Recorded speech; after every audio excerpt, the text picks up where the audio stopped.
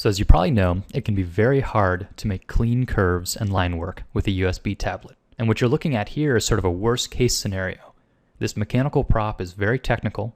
It's got a lot of cylindrical forms, which means tons of ovals. You can also call these ellipses. So if I were to approach this sort of design on paper, I'd be definitely making use of some mechanical aids like ellipse templates and rulers. But since I'm working in Photoshop, I'm going to take similar advantage of its mechanical aids.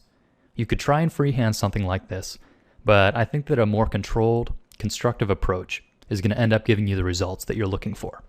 But as a quick reminder, if you look below the post, you'll find links for free brushes and worksheets, as well as in-depth premium series available in the Control Paint store. So it usually starts with a very rough thing, like number 1, and then I go on to number 2, refining the line work, which allows me to be prepared for number 3, where I do the actual painting. But today, let's start off simple. Let's just draw some basic shapes. So at its most basic, I'm going to be using what I've called temp layers in the past.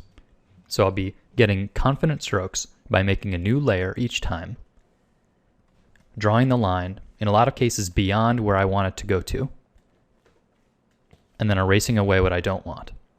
And then I'll make a new layer, draw further than I want, erase away the edge. And this is especially useful with something like this circular cutout. You'll notice that I've got one line defining the edge of the triangle and a cutout. So I could either approach it by drawing the line, then drawing the cutout, and then drawing the other line. But then these two might not make a parallel line. So the better approach is to draw the entire straight line first.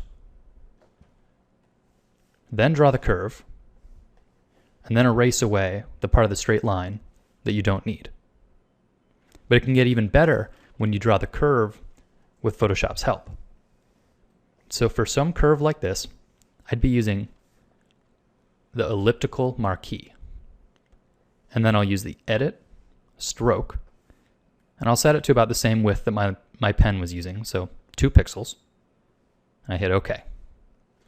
And I'll deselect. And now what I've got here is a little oval that's a line. So since it's not in quite the exact right perspective, I'll use Control-T, or free transform, to move it into the right perspective and confirm. And then erase away what I don't want. And then I go back to the line art layer, the one half of the triangle, and I erase away where I don't need that. And once I'm happy with all these, I'll just flatten them together. And what I'm left with is my nice clean lines. So to get a handle on some of the scenarios that'll come up while you're doing line work, I've created this simple worksheet. So I'm going to do a few of the examples, and then I'm going to put it up on the blog so you guys can try the rest.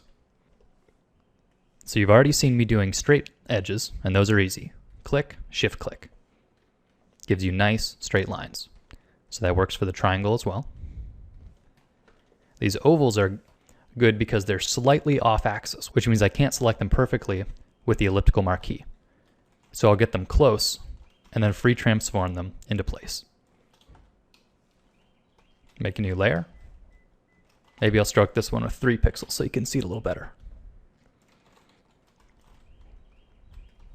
Okay, and so on.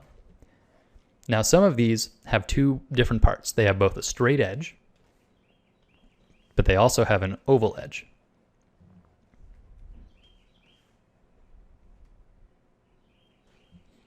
So I'd make them on 2 separate layers, and then erase away what I don't need, and then flatten them down to be a single layer.